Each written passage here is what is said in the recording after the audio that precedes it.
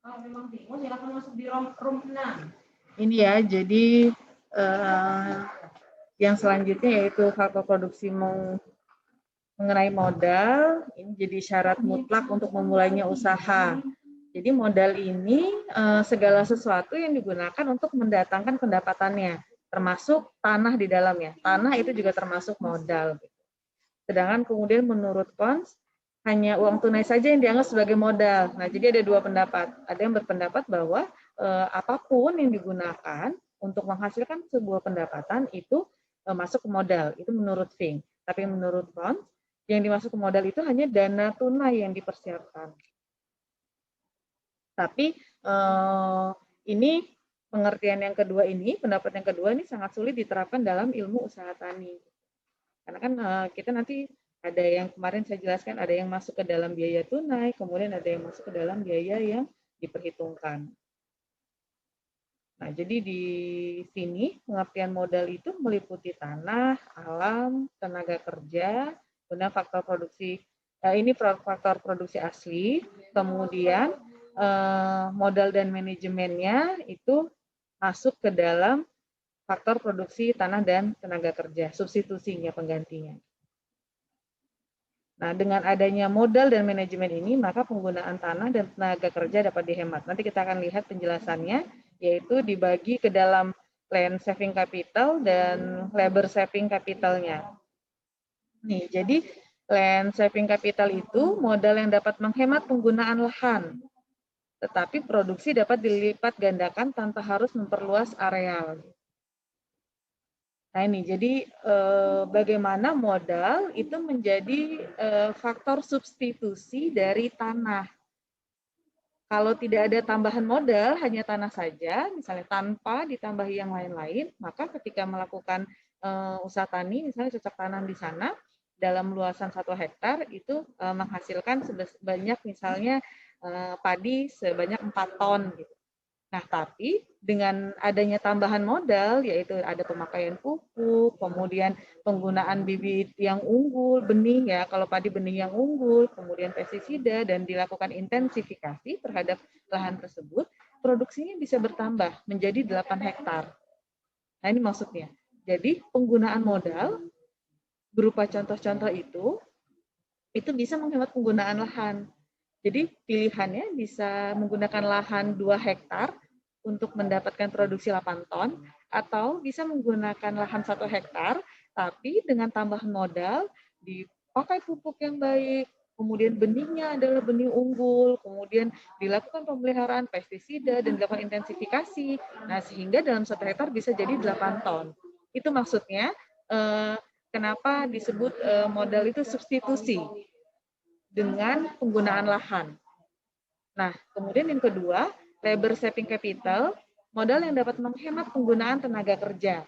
Contoh, pemakaian traktor, mesin penggiling padi, dan lain-lain. Sudah diilustrasikan juga di pertemuan sebelumnya, contohnya itu mengapa modal menjadi substitusi dari faktor tenaga kerja. Jadi, dengan penggunaan tenaga kerja secara manual, misalnya dalam proses penanaman padi, gitu, atau dalam proses pemanenan, misalnya pemanen padi, menggunakan tenaga kerja itu sampai 12 orang. Tapi dengan penggunaan mesin combine gitu, tenaga kerja yang dibutuhkan itu menjadi hanya 2 orang. Nah, jadi modal ini, tapi kan mesin combine-nya itu kita harus beli. Nah, itu berupa modalnya gitu, tambahan modal yang kita keluarkan dalam usaha tani tersebut. Jadi bisa menghemat penggunaan tenaga kerja dari 12 menjadi 2 orang. Inilah kenapa kemudian tadi pernyataan yang ini bahwa modal dan manajemen itu merupakan substitusi faktor produksi tanah dan tenaga kerja. Jadi melalui pembagian ini, land saving capital-nya dan labor saving capital. Sedangkan menurut ekonomi perusahaan, modal itu adalah barang ekonomi yang dapat dipergunakan untuk memproduksi kembali. Jadi atau modal itu adalah barang ekonomi yang dapat dipergunakan untuk mempertahankan atau meningkatkan pendapatannya. Jadi dengan pengertian tersebut, tanah itu bukan termasuk faktor produksi modal ya. Tanah itu masuk dalam faktor alam yang memiliki nilai modal. kalau berdasarkan pengertian ini. Nah, tanah masuk dalam faktor alam yang memiliki nilai modal dengan pertimbangan bahwa tanah ini adalah karunia yang tidak bisa diproduksi oleh manusia. Kemudian tidak dapat diperbanyak, tidak dapat dihilangkan atau dimusnahkan, kemudian tidak dapat dipindah-pindah, sangat terikat dengan iklim, dan tanah ini adalah sumber untuk memproduksi barang-barang ekonomi. Nah, di dalam usaha tani, tanah ini sebenarnya didefinisikan dalam rangka untuk memperhitungkan biaya usaha taninya. Jadi kalau tanah itu dihitung sebagai modal, maka bunga atas modal dimasukkan dalam perhitungan biaya usaha tani. Nanti dalam bentuk nilai sewanya. Jadi kalau di sini tidak dihitung penyusutannya di usaha tani, tapi dihitung tanah itu sebagai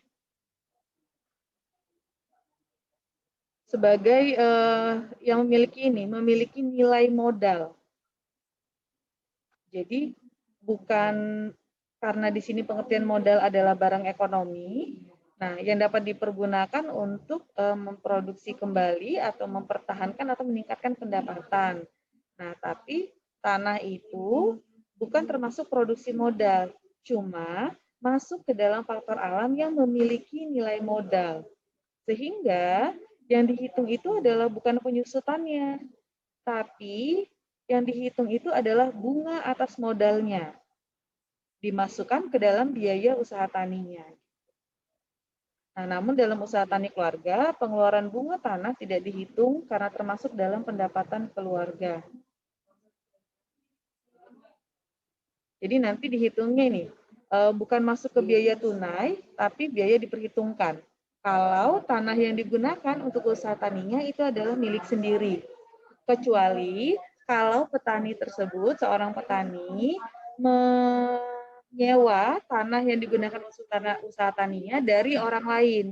Maka tanah yang diperhitungkan sebagai nilai modal ini dimasukkan menjadi biaya tunai. Jadi ingat ini konsepnya sama seperti tenaga kerja. Kalau tenaga kerjanya punya keluarga, kan tidak beda dengan tenaga kerja luar keluarga. Kita bayar tunai kan, cash gitu upahnya.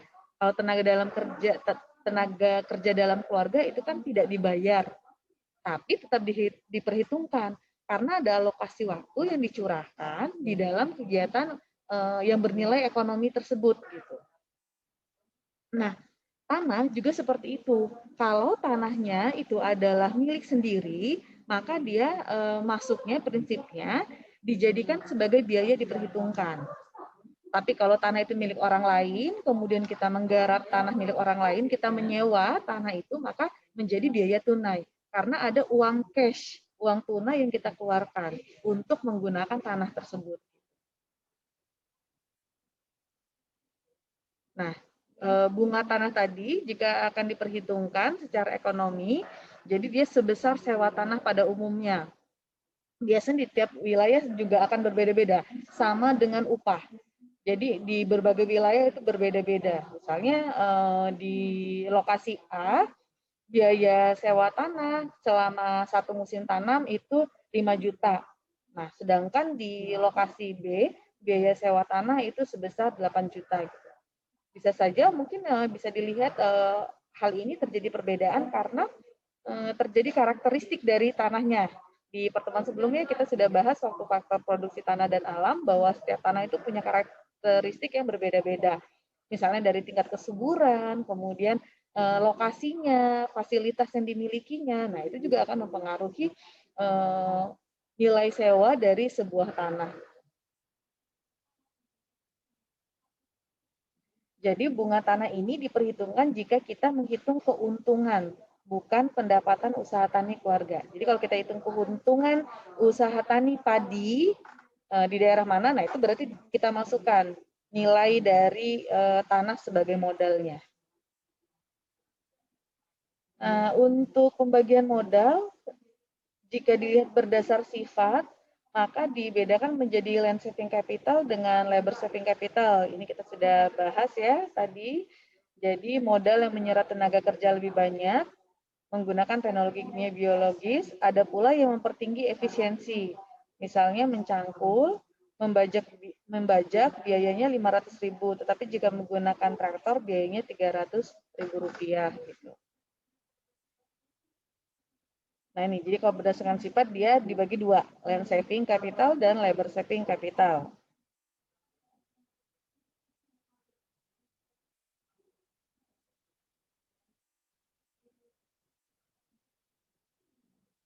Kemudian jika berdasarkan kegunaannya dibedakan menjadi modal aktif dan modal pasif. Kalau modal aktif berarti modal yang secara langsung maupun tidak langsung dapat meningkatkan produksi. Misalnya untuk pembelian pupuk, kemudian pembelian bibit atau benih unggul gitu. Nah, dan tidak langsungnya itu pembuatan terasering. Nah, ini mempengaruhi tapi tidak secara langsung. Kemudian modal pasif adalah modal yang digunakan hanya untuk sekedar mempertahankan produknya. Misalnya menggunakan bungkus, karung, kantong plastik, dan gudang. Ini dalam proses penyimpanannya ya. Jadi kalau yang ini modal yang digunakan dia tidak meningkatkan jumlah produknya, hanya mempertahankan kualitas dari produknya saja. Kemudian berdasarkan waktu pemberian manfaatnya masuk ke modal produktif dan modal prospektif. Jadi modal produktif itu modal yang langsung meningkatkan produksinya. Ya tadi seperti pupuk atau bibit unggul. Sedangkan prospektif itu modal yang dapat meningkatkan produksinya dalam jangka waktu yang lama. Jadi misalnya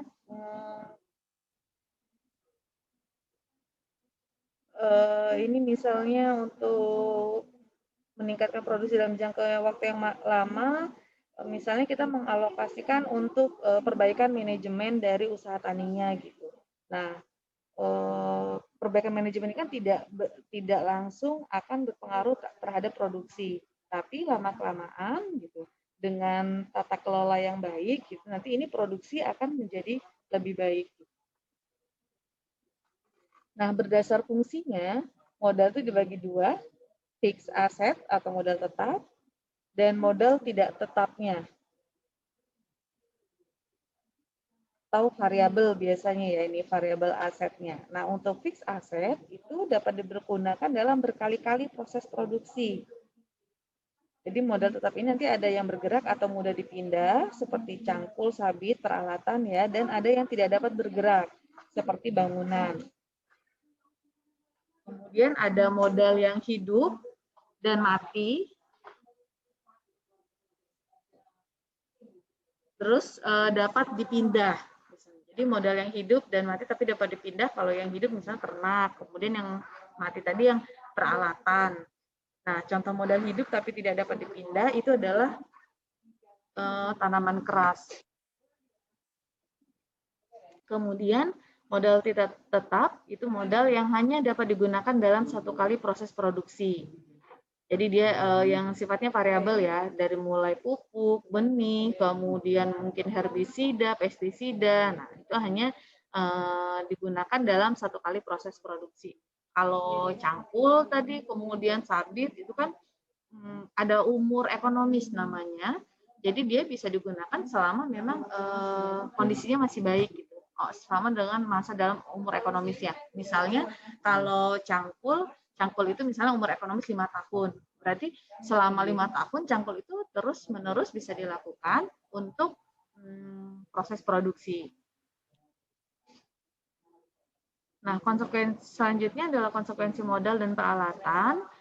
Jenis konsekuensinya, pembagian modal atas fungsi sangat penting sehubungan dengan pembebanan modal dalam memperhitungkan biaya usaha tani. Karena kan nanti modal yang dikeluarkan ini akan masuk menjadi biaya usaha tani dan akan mempengaruhi keuntungan yang diperoleh dari kegiatan usaha tani tersebut. Tadi sama, jadi modal tidak tetap hanya untuk satu kali proses produksi, kemudian modal tetapnya perlu diperhitungkan dahulu karena tidak semua nilai modal tetap dibebankan pada proses produksi. Nah, ini nanti kita lihat Jadi ini modal tetap yang perlu diperhitungkan apa yang digunakan gitu dalam proses produksi. Kalau misalnya tidak digunakan ya berarti tidak perlu diperhitungkan. Nah, penggunaan modal tetap menyangkut 5 konsekuensi.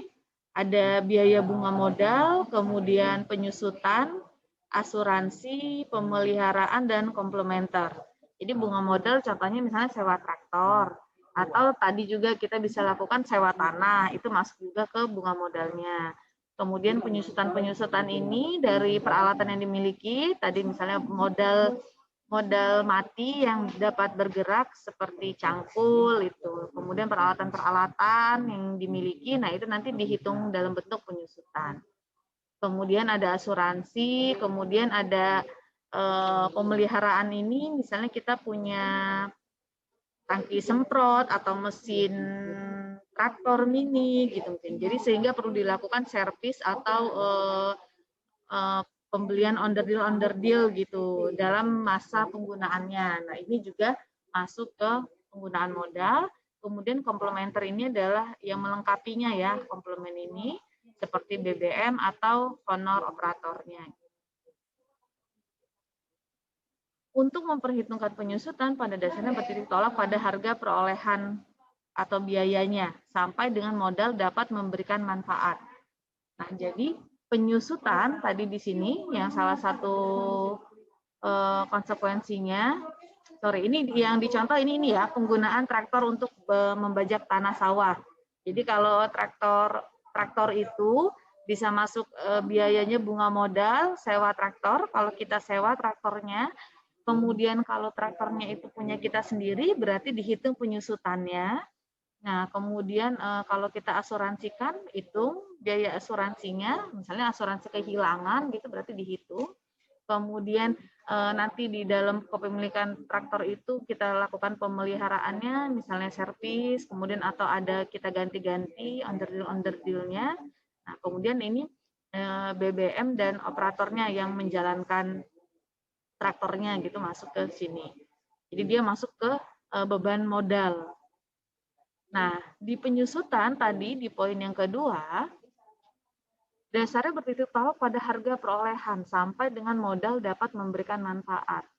Jadi bisa kita hitung nanti dengan dua cara, yaitu menggunakan metode garis lurus atau dengan unit performance-nya. Jadi performance dari sebuah mesin, misalnya tadi mesin traktor itu bagaimana berapa jam gitu. Jadi nanti penyusutannya berapa rupiah per jamnya dari setiap digunakan.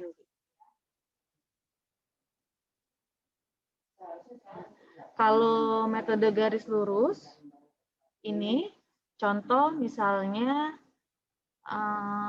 untuk kita ambil misalnya cangkul ya.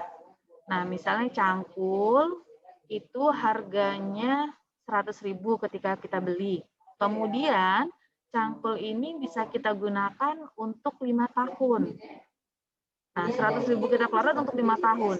Nah, setelah 5 tahun nanti diperkirakan bahwa cangkul itu sudah tidak bisa digunakan lagi, tapi bisa kita jual seperti apa? Jual rongsokan gitu ya. Nah, besinya itu tuh kalau kita jual, misalnya karena beratnya 1 kilo, kita dapat harga 5.000 untuk menjual besi mata dari cangkulnya. Sehingga kita nanti padahal kita setiap tahun gitu misalnya melakukan usaha tani ubi kayu. Kan 1 tahun 1 kali musim tanam tuh biasanya ubi kayu. Nah, dalam 1 tahun sekali penggunaannya. Nah, dia bertahan bisa dipakai untuk 5 kali. Nah, sehingga cara menghitungnya, nanti menghitung biaya ketika 1 kali produksinya, itu adalah nilai belinya 100.000, dikurangi dengan nilai sisanya 5.000, dibagi dengan umur ekonomisnya 5 tahun. Dapat 19.000 per tahun. Nah, inilah yang masuk ke dalam biaya penyusutan di dalam perhitungan keuntungan usaha tani pada 1 kali musim tanam. Atau dalam satu tahun. Kalau misalnya dia 1 tahun 2 kali musim tanam, berarti ini dibagi 2. Kalau ketika kita mau menghitung usaha tani satu musim tanamnya. Misalnya kalau tadi ubi kayu memang 1 tahun satu kali. Jadi seperti ini. Tapi kalau padi sawah gitu 2 kali, maka ini dibagi 2 lagi. Nanti di tabel biayanya yang kita masukkan adalah 9.500 per musim tanam. Jadi dia lihat dari umur ekonomisnya tahunan dulu, terus itu nanti kita mau masukkan biaya ini yang apakah 1 tahun 1 kali musim tanam, atau 2 kali, atau bahkan 3 kali musim tanam. Berarti juga harus dibagi. Kalau kita mau menghitung biayanya per musim tanam. Tapi kalau kita mau menghitung biayanya per tahun, maka ini langsung dimasukkan menjadi biaya tambahan biaya diperhitungkan. Jadi masuk ke dalam biaya diperhitungkan. Kemudian ini kalau berdasarkan unit performance-nya. Jadi tadi misalnya harganya adalah 100.000, kemudian bisa digunakan selama 6.000 jam. Nah, kalau yang seperti ini biasanya dia tipe-tipe mesin-mesin ya yang dapat dihitung, misalnya ketika dia beroperasi selama 1 jam bisa menghasilkan berapa produknya gitu. Jadi dia dihitung dilihat dari performance-nya. Jadi tipe untuk penyusutannya dapatnya per jam. Kalau lihat dari umur ekonomisnya berarti hitungannya per tahun. Tapi kalau performance biasanya memang per jam. Jadi nanti kita dapat biaya penyusutan per jamnya. Sama rumusnya, nilai beli dikurangi dengan nilai sisanya, kemudian dibagi dengan performance-nya. Jadi dapat Rp12,50 per jam. Jadi sebenarnya misalnya gini, kalau kita 1 kali proses produksi itu misalnya 1 jam, kita menghitung 1 jam, menghasilkan setiap 1 jamnya menghasilkan 10 unit gitu produk. Nah, maka untuk menghitung berapa sih total biaya yang dikeluarkan untuk menghasilkan 10 unit produk tersebut, maka ini harus kita tambahkan jadi biaya diperhitungkan dari mesinnya sebesar Rp12,50. Jadi tambahan biaya penyusutan mesin. Nah, kalau misalnya dalam 1 kali proses produksi misalnya digunakan selama 300 jam, maka biaya penyusutannya dikali 12,50 ini dikali dengan 300 jam. Dapatlah totalnya 3.750. Nanti 300 jam ini cara kita menghubungkannya dengan menghitung pendapatannya, dengan penggunaan 300 jam ini nanti kita bisa menghasilkan berapa produk. Kita jual berapa harganya. Nah, produk dikali dengan harga jual kan dapat penerimaan. Nah, ini yang ini masuk ke biaya diperhitungkannya. Jadi ini mengurangi penerimaan supaya kita dapat keuntungannya.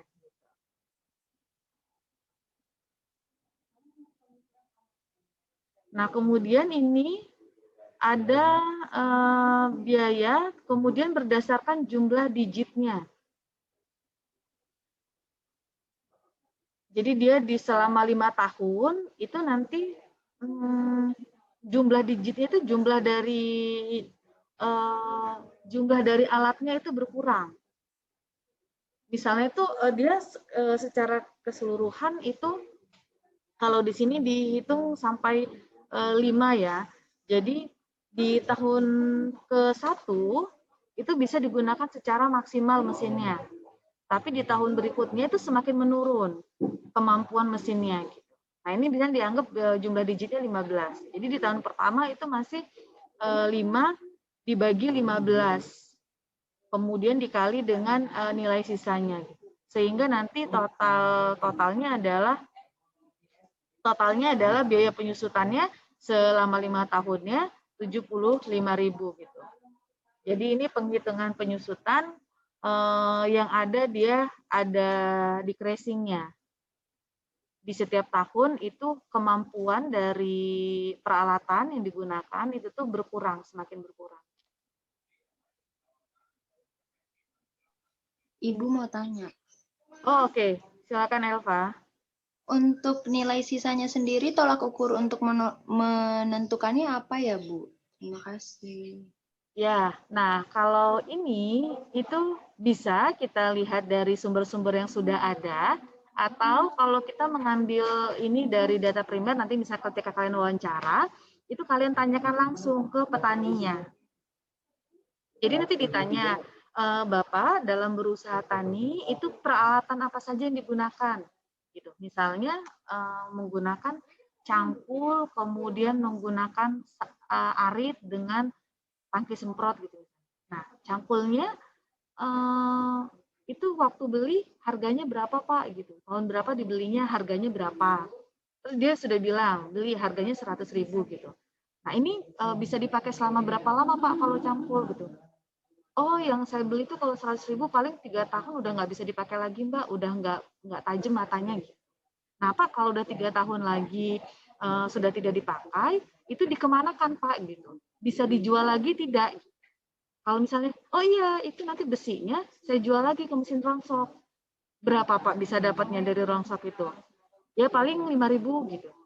Nah berarti itu nilai sisanya 5.000. Tapi kalau dia bilang, wah udah nggak ada harganya Mbak, ya dibuang aja, udah nggak jadi apa-apa. Ya berarti tidak punya nilai sisa.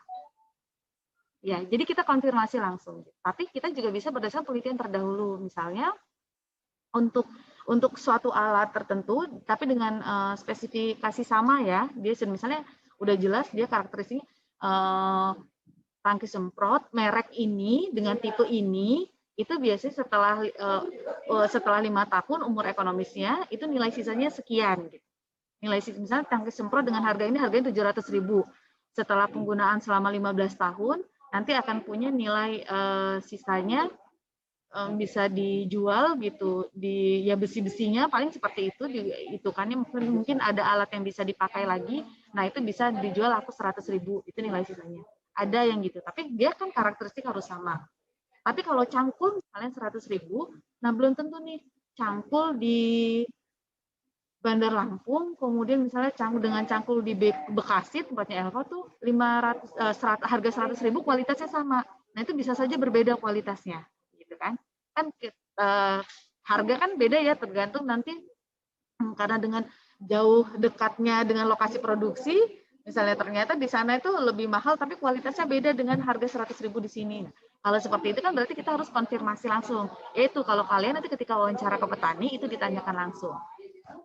Gitu ya, Pak ya. Baik, Ibu, terima kasih. Oke. Ibu, saya izin bertanya. Oke, ya silakan Rara. Sebelumnya perkenalkan Bu, nama saya Rara.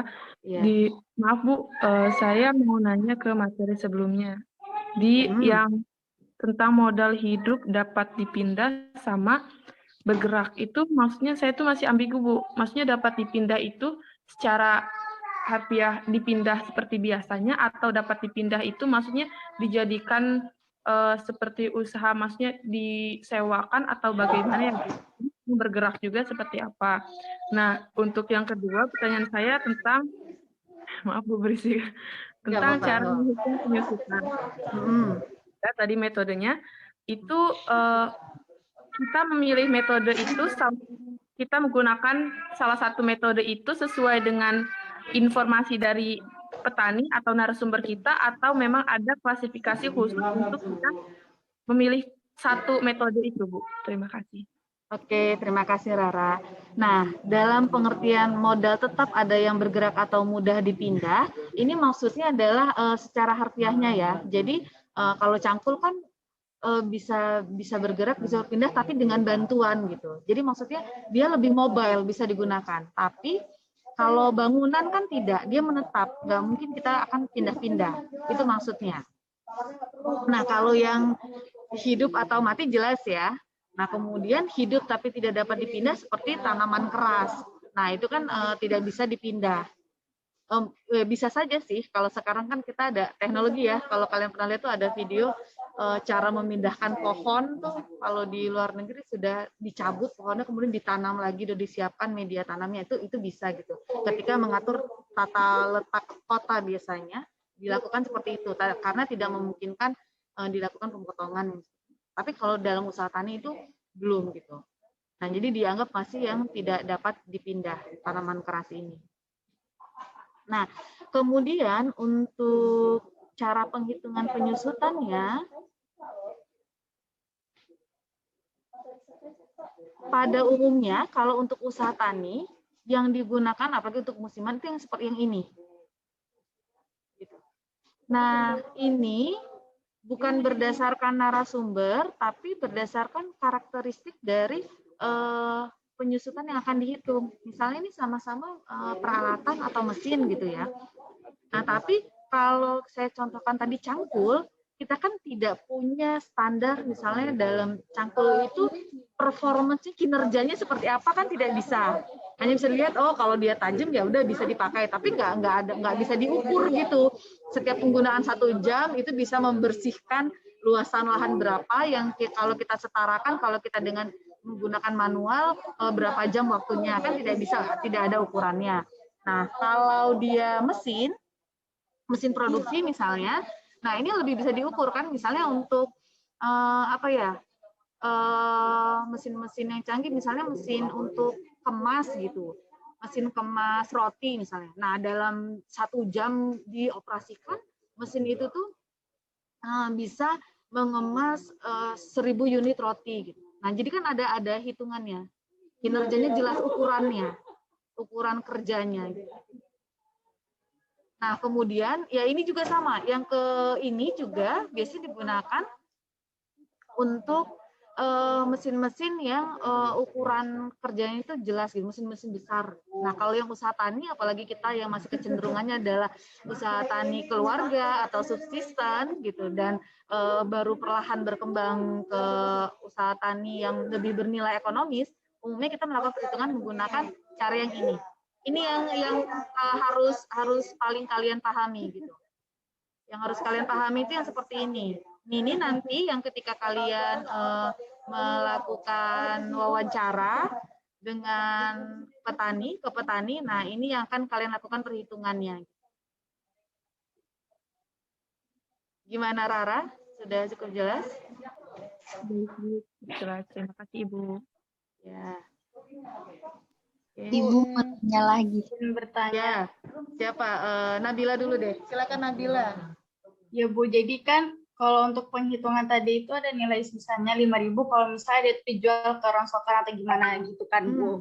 Nah, kalau misalnya pas kita bertanya atau kita lagi ngewawancarain petani, misalnya cangkur, tapi cangkulnya itu masih ada gitu dan masih bagus.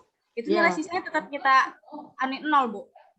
Enggak, tetap kita tanyakan ke petaninya. Kan gini, oh ini masih bagus, Bapak belinya kapan gitu. Saya belinya tahun kemarin, misalnya tahun 2020. Oh gitu. Terus masih bisa dipakai berapa lama lagi nih Pak? Wah ini sih cangkul saya 5 tahun lagi juga masih bisa dipakai Mbak gitu. Oh berarti, kalau setelah 5 tahun lagi paling nggak bisa ya Mbak? Ya biasanya udah patah, udah nggak bisa diasah lagi gitu.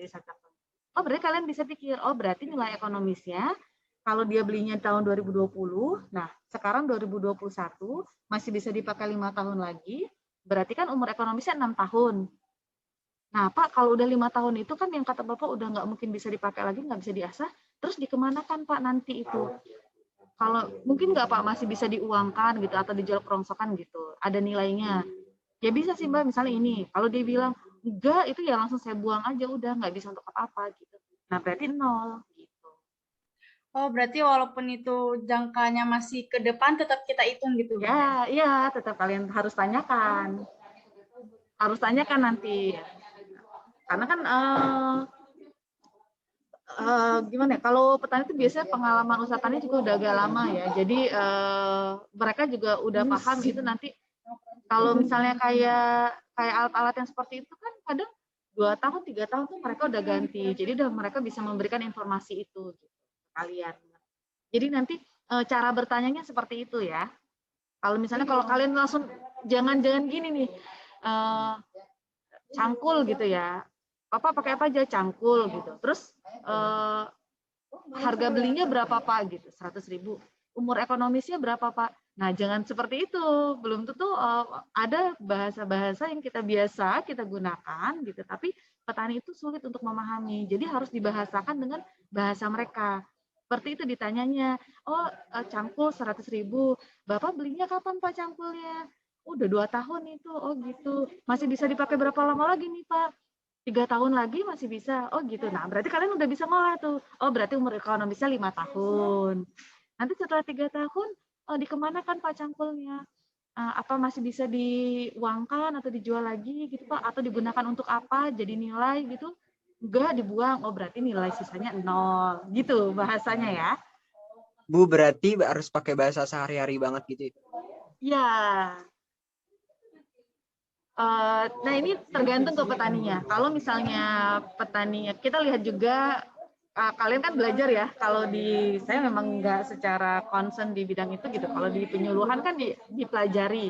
Ketika kalian ingin memberikan atau mendapat informasi, itu kan kita harus mampu menyesuaikan dengan lawan kita ya, narasumber kita atau target sasaran kita gitu. Nah kalau kita ingin mendapatkan informasi, berarti kan kita harus menyesuaikan dengan siapa nih narasumber kita gitu. Nah petani itu kan karakteristiknya tuh ada tingkatannya, saya lupa ya. Ada petani itu ada yang petani maju, kemudian ada yang apa sih dalam adopsi informasi itu ada tingkatan petani, saya lupa, pernah belajar itu. Jadi ada yang kalau misalnya dia karakteristiknya umurnya sudah tua, kemudian pendidikannya rendah gitu, misalnya hanya di tingkat SD, nah berarti kalian harus mengatur tuh bahasa yang digunakan, berarti harus disederhanakan bahasanya. Jangan menggunakan istilah-istilah yang sulit dimengerti kalau kalian ingin mendapatkan informasi yang benar-benar lengkap dan detail dari yang bersangkutan. Dan juga supaya narasumber kita nyaman dalam memberikan informasi gitu. Jangan banyak menggunakan istilah-istilah asing gitu. Tapi lain halnya jika kalian bertanya narasumbernya adalah petani yang modern gitu. Kemudian masih muda, mungkin umurnya masih di 30-40-an. Kemudian tingkat pendidikannya tinggi. Nah ini diskusinya boleh kalian menggunakan istilah-istilah yang lebih tinggi tingkatannya gitu. Diselipkan ada istilah-istilah asing. Nah itu tidak apa-apa. Gitu. Jadi harus disesuaikan juga nanti dengan karakteristik petani responden kalian. Bu, izin bertanya lagi. Baik, Bu. Ya. Tadi itu kan cangkul ya, Bu. Dia pakai metode yang garis lurus. Nah, kalau misalnya dia punya traktor, kita tetap menghitung pakai metode garis lurus. Ya, kalau dia traktor, jadi gini, traktor itu juga kita sulit menentukan performance hitungan jamnya, tidak ada. Jadi kalian juga masih, kalau traktor tuh biasanya masih gunakan yang sama. Jadi untuk usaha tani kalian tuh memang yang akan, apalagi yang ini usaha tani, itu memang banyak menggunakan yang metode garis lurus. Traktor sama, beli kapan, bisa digunakan untuk berapa tahun, misalnya 20 tahun, nah, kemudian berapa nilai sisanya. Nah, tapi ingat, kalau tadi traktor, ada yang di sini. Di traktor itu ada pemeliharaan dan ada biaya komplementernya. Gitu. Jadi ketika menghitung biayanya, tidak hanya penyusutannya saja. Ini pilihannya 1 atau 2. Kalau dia punya pribadi, berarti hitung sebagai penyusutan.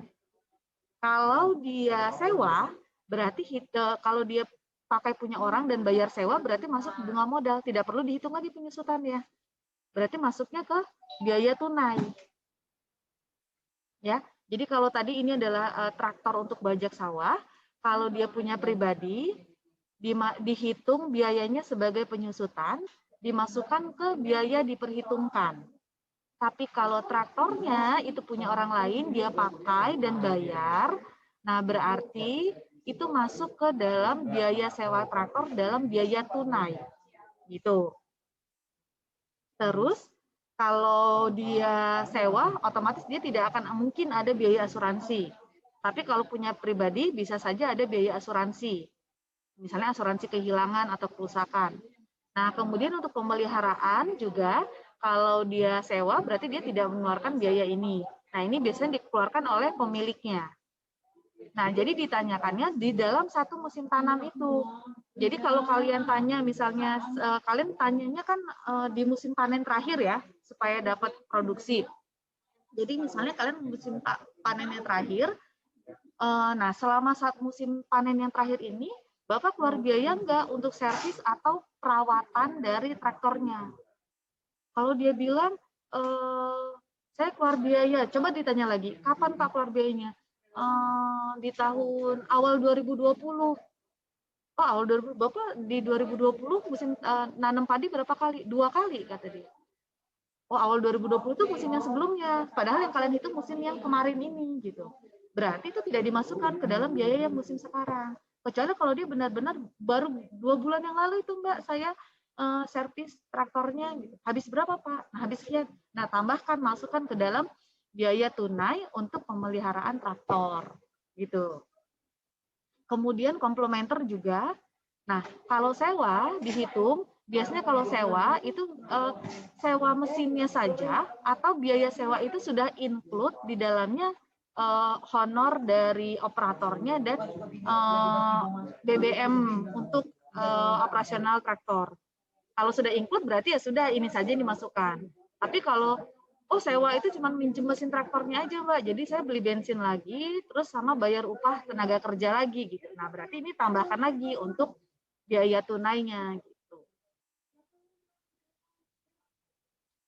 Baik Bu, terima kasih. Ya sama-sama Nabila. Ada lagi? Ibu, saya mau bertanya. Oke Elva silakan. Untuk biaya yang diperhitungkan itu, Bu, kan di perhitungan itu tidak dibayarkan ya, Bu, ke anggota keluarga. Cuman itu kan masuk ke dalam list modal ya, Bu. Berarti nanti keuntungannya semakin sedikit, terus modalnya semakin besar. Nah, sementara uangnya itu kan nggak dikeluarin, Bu. Berarti itu uangnya dijadiin ke kas gitu ya, Bu? Apa gimana? Terima kasih. Gini, ya, oke Elva. Gini, karena petani saat ini tuh banyak petani yang belum memposisikan bahwa dia juga sebagai manajer yang semua biaya yang dikeluarkan itu benar-benar harus diperhitungkan supaya bisa mendapatkan informasi yang tepat mengenai berapa sih total biaya yang dikeluarkannya dan keuntungan yang diterimanya gitu. Jadi kan kita ini sedang mengarahkan bagaimana usaha tani itu dihitung sebagai kegiatan yang menguntungkan.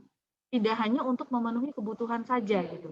Jadi dari subsisten ke capital farming ya. Jadi tidak hanya produknya untuk memenuhi kebutuhan, tapi juga bagaimana kegiatannya itu bisa menghasilkan pendapatan selain untuk memenuhi kebutuhan utama juga memenuhi kebutuhan yang lainnya. Sehingga, nah ini kita hitung karena dalam usaha sekecil apapun yang dikeluarkan yang berhubungan dengan meningkatkan produksi misalnya dari usaha tersebut itu harus dianggap sebagai biaya. Ini ya kalau misalnya kita misalnya dalam perusahaan kan sekecil apapun yang dikeluarkan itu masuk ke dalam biaya. Nah, petani yang tadinya konsepnya hanya subsisten farming yang hanya berorientasi untuk memenuhi kebutuhan, nah tidak menganggap itu sebagai biaya karena tidak dikeluarkan uangnya. Padahal dalam capital farming sekecil apapun termasuk tenaga yang kita alokasikan untuk kegiatan usaha tani itu harus dianggap sebagai biaya yang dikeluarkan. Jadi walaupun selama ini tidak dirasa sebagai sebuah biaya, tapi itu sebenarnya masuk ke dalam biaya, menjadi biaya. Coba kalau kita anggap tidak ada tenaga kerja dalam keluarga itu. Misalnya tadi ada bapak terus sama anaknya. Nah, kita anggap anaknya tidak ada. Kan bapaknya jadi harus nge-hire satu buruh lagi kan untuk bantu. Tadinya misalnya ada bapak, ada anak, pakai satu tenaga kerja cukup untuk melakukan pemberian pupuk misalnya. Terus anaknya sudah tidak ada. Berarti supaya cukup berarti bapaknya nge-hire lagi. Kan akhirnya jadi biaya kan? Dengan tidak adanya anak ini. Nah, ini kan yang tidak dirasa. Tapi sebenarnya ketika ini adalah sebuah perusahaan, ini masuk ke biaya.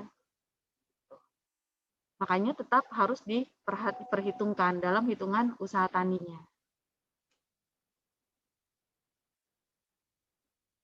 Gimana Elva? Iya Bu, cuman kan kalau misalnya bayar buruh kan uangnya keluar gitu ya Bu. Maksudnya cash-nya berarti dikasih ke buruh. Nah ini kan diperhitungkan berarti tidak diberikan kepada si anak Bu. Nah itu kelebihan uangnya itu kemana ya Bu? Terima kasih. Ya oke. Jadi tidak diperhitungkan dan tidak dipandang dari sudut itu Elva. Tapi begini, ada alokasi waktu yang dicurahkan anak tersebut ke dalam kegiatan usaha tani. Nah, kegiatan usaha tani si bapaknya gitu ya. Padahal anak itu misalnya kalau waktu yang dicurahkan ke usaha tani itu digunakan untuk kegiatan lain, misalnya berdagang, anak itu kan jadi mendapatkan pendapatan kan. Nah itu, jadi biaya itu adalah menggantikan pendapatan yang hilang dari jika anak itu bekerja menggunakan waktunya untuk melakukan kegiatan yang lain. Nah itu kan tetap harusnya walaupun tidak dibayar secara cash tetap dihitungkan kan kalau anak itu kerja tempat lain dia dapat pendapatan harusnya. Tapi bedanya gini bedanya adalah ketika anak itu bekerja di kegiatan usaha tani bapaknya tidak perlu mengeluarkan biaya. Tapi ketika anak itu melakukan kegiatan yang lain, anaknya dapat tambahan pendapatan. Nah, tambahan pendapatan ini tapi bapaknya harus mengeluarkan biaya untuk tambahan tenaga kerja. Gitu. Jadi tidak mengeluarkan biaya tapi tidak mendapatkan pendapatan dari alokasi waktunya. Kalau misalnya anaknya ikut bekerja sama bapaknya. Tapi kalau anaknya bekerja tempat lain, dapat tambahan biaya, dapat tambahan pendapatan, tapi ada pengeluaran tambahan juga untuk biaya tenaga kerjanya, gitu. Baik Ibu, terima kasih. Ya, oke, sama-sama. Ada lagi? Lanjut ya.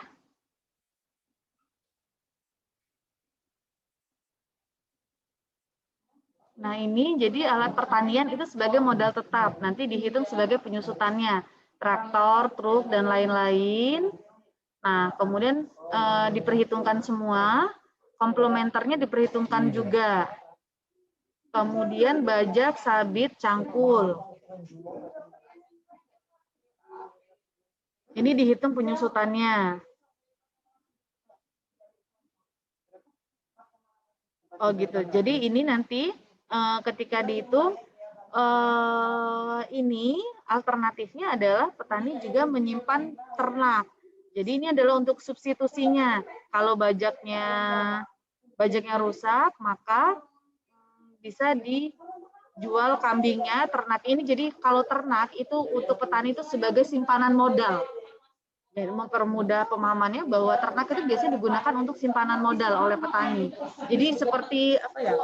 Kalau kita mungkin kalian atau kita gitu orang tuanya itu yang pegawai gitu misalnya simpanannya adalah ada tabungan gitu untuk uang jaga-jaga atau uang darurat jika terjadi sesuatu. Nah kalau petani itu biasanya apalagi petani kita yang memang karakteristiknya masih belum terlalu modern, jadi mereka belum familiar, tidak terlalu familiar dengan perbankan. Gitu. Simpanan mereka itu biasanya dalam bentuk ternak. Apakah itu kambing, sapi, dan lain sebagainya. Nah, kemudian ternak sapi dalam perhitungan harus dipisahkan apakah ternak tersebut sebagai tenaga kerja atau sebagai modal peternakannya. Gitu. Nah, umumnya ternak sapi ini masuk ke dalam tenaga kerja. Kalau misalnya dia berfungsi dalam kegiatan pengolahan gitu misalnya ya, dia sebagai tenaga kerja. Tapi kalau misalnya itu adalah usahanya sapi perah misalnya, maka sapi itu adalah sebagai modalnya, modal tetap kan untuk produksi susu gitu ya. Jadi seperti tanahnya dalam usaha tani seperti tanah. Tapi kalau dalam usaha tani, sapi ini dia akan dianggap sebagai tenaga kerja untuk membantu dalam mengolah tanah. Jadi nanti bisa dilihat lagi apakah kedudukan dari ternaknya atau sapi itu adalah sebagai tenaga kerja atau dia sebagai modal peternakannya. Ya, susu perah atau misalnya usaha perdagangan daging sapi, nah berarti kan dia adalah sebagai modalnya. Gitu. Tapi kalau dalam usaha tani padi, usaha tani jagung, nah itu ternak sebagai tenaga kerja. Bu, izin bertanya, Bu. Oke, silakan Ahmad. Iya, Bu. Izin bertanya kalau semuanya tadi sapi itu kalau bisa diibaratkan seperti modal itu untuk menghitung penyusutannya itu bagaimana ya, Bu?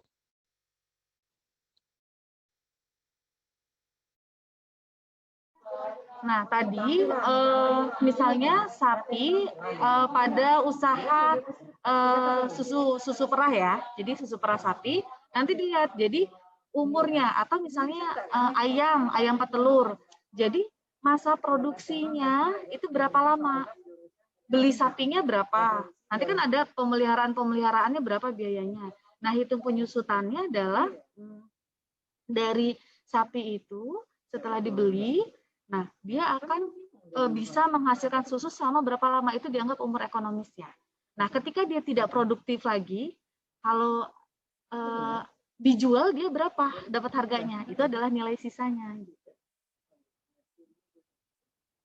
Jadi umur ekonomis sebagai nilai sisa, nah dengan dikurangi dengan yang harga belinya, modalnya.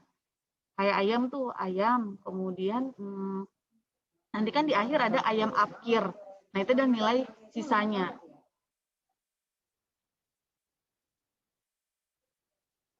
Baik, Bu, terima kasih, Bu. Oke. Sama-sama, Ahmad. Nih ya. Kalau di sini tadi, di sini penjelasannya sebenarnya. Jadi penyusutannya adalah nilai sapi perah sampai dengan beranak pertama kali. Jadi nilai sapi tua yang sudah tidak ekonomis lagi, jadi metode garis lurus yang digunakan. Jadi nilai belinya berapa, kemudian nilai yang tidak ekonomisnya berapa, dibagi dengan umur ekonomisnya, umur produktifnya berapa gitu. Nah, tapi ini ya, kalau kalian nanti misalnya, kalau yang sekarang kan untuk yang tugas kalian hanya fokus di usaha tani musiman ya. Tapi kalau kalian nanti tidak sih, ya. Kalau mungkin kalau yang di agribisnis tuh, misalnya mereka menghitung pendapatan padi. Nah, itu tidak sesimpel ini, sapi. Tidak sesimpel ini karena sapi itu tuh siklus hidupnya itu tuh panjang sekali dan karakteristiknya beda-beda gitu.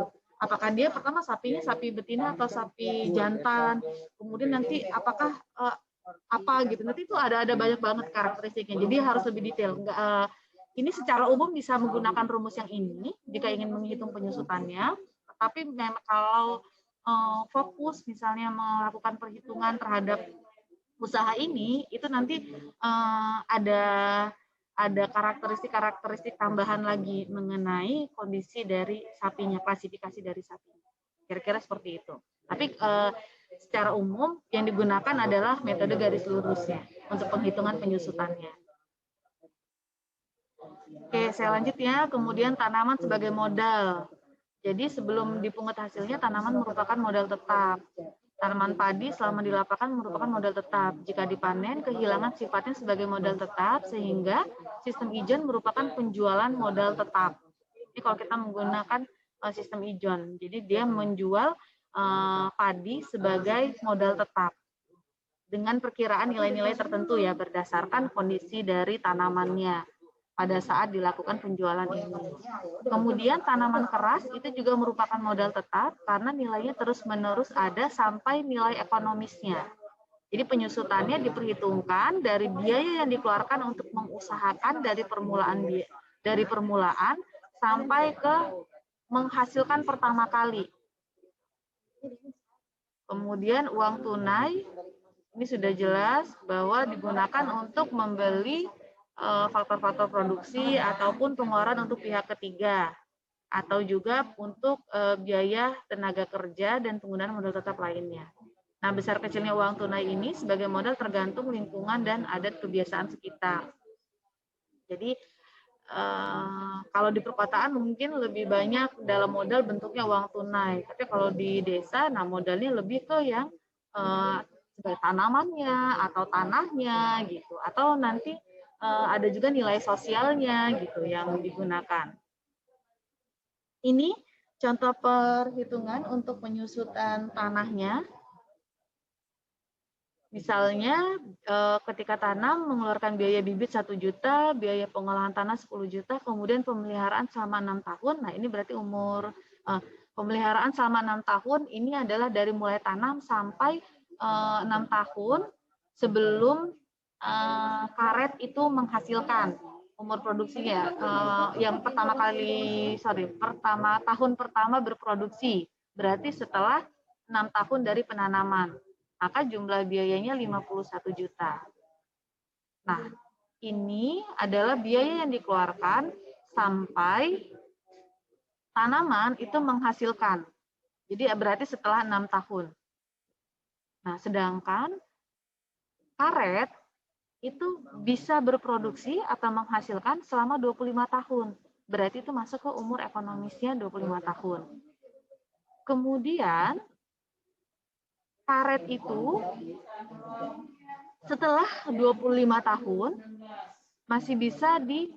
masih memiliki nilai ekonominya sebanyak 1 juta. Jadi penyusutan per tahunnya maka 51 juta dibagi 1 juta dikurangi dengan 1 juta, nilai sisanya dibagi dengan 25 tahun, dapatnya 2 juta. Jadi sama, tetap menggunakan metode garis lurus. Jadi kalau di sini, kalau peralatan tadi, yang menjadi nilai awalnya adalah nilai ketika membeli. Nah, kalau tanaman karet bukan nilai ketika membeli, tapi nilai ketika dari tanam sampai dengan kondisinya bisa berproduksi. Nah, ini adalah biayanya. Ibu izin bertanya. Oke, silakan. Untuk biaya bibit itu bukan termasuk ke modal ya, Bu? Berarti kalau di tanaman keras ini. Ini masuk ke modal. Ini biaya-biaya ini nanti tetap dimasukkan. Ini kita gunakan untuk menghitung biaya penyusutannya saja. Ini misalnya ya, ini kan biaya lain-lain ini mungkin di dalamnya juga ada termasuk biaya pemupukan, kemudian biaya tenaga kerja, kemudian biaya pembelian herbisida, pestisida. Nah, itu dimasukkan ke sini juga. Jadi ini maksudnya seluruh biaya yang dikeluarkan untuk menghitung penyusutannya. Tapi ini untuk dapat nilai penyusutan. Nah, yang ini tetap dimasukkan sebagai biaya modalnya, yang bibit, yang kemudian pemeliharaan, pengolahan tanah. Oh, ini penyusutan terhadap tanamannya itu sendiri ya, Bu? Ya. Jadi ini contohnya saja poin-poinnya. Tapi intinya adalah ini adalah keseluruhan biaya yang dikeluarkan dari awal tanaman tersebut ditanam sampai dengan tanaman tersebut itu bisa menghasilkan produksi. Kan ada yang waktu beda-beda, misalnya ini karet 6 tahun. Kalau kelapa sawit mungkin ada yang 4 tahun, 5 tahun sudah bisa produksi. Berarti yang dihitung keseluruhan biaya yang dikeluarkan selama 5 tahun gitu, misalnya kalau untuk kelapa sawit gitu. Nah, jadi ini bisa apa saja, tapi bukan berarti kemudian ketika kita menghitung analisis keuntungannya, ini tidak dimasukkan lagi yang ininya. Nah, tidak, ini tetap dimasukkan. Yang ini tetap dimasukkan sebagai biaya. Kita gunakan ini saja untuk dapat ininya saja. Nah, justru ini yang 2 juta masuk ke tambahan biaya penyusutan.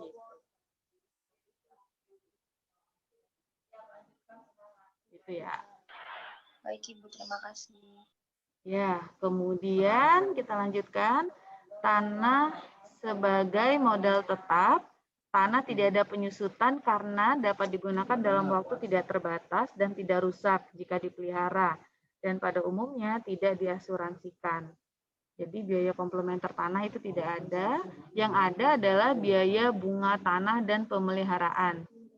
Biaya pemeliharaan tanah sulit dibedakan dengan biaya pemeliharaan tanaman gitu ya. Kalau tanahnya tidak digunakan, kita bisa hitung gitu. Tapi ini kalau tanahnya digunakan untuk kegiatan usaha tani, berarti biasanya yang dilihat ini adalah bukan biaya pemeliharaan tanah, tapi dianggap sebagai biaya pemeliharaan tanaman.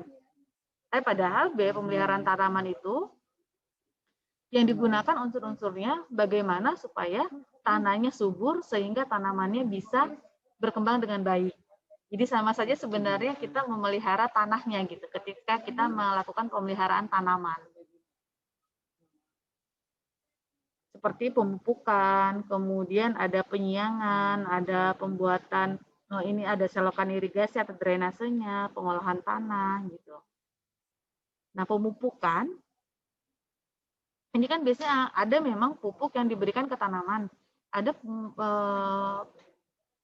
pemupukan yang diberikan ke tanahnya untuk meningkatkan kesuburan tanah gitu. Jadi kan itu juga masuk sebenarnya sebagai pemeliharaan tanah. Nah, kemudian yang lainnya ada pembuatan teras, pembuatan tanggul, dan meratakan tanah yang miring. Ini adalah biaya-biaya yang biasanya dikeluarkan dalam pemeliharaan tanah.